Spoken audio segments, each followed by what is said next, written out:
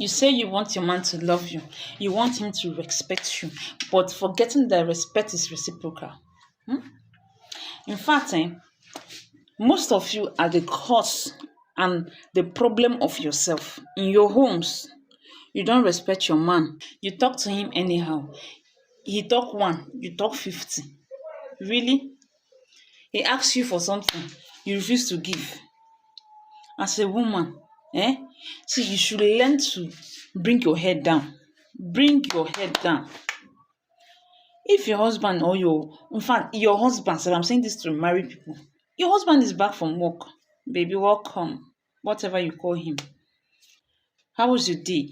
Hope wasn't stressful. Will you take your bath first or you want to eat first? If you did something wrong and he's angry and is quarreling with you, calm down, keep quiet, allow him to explain or express his anger.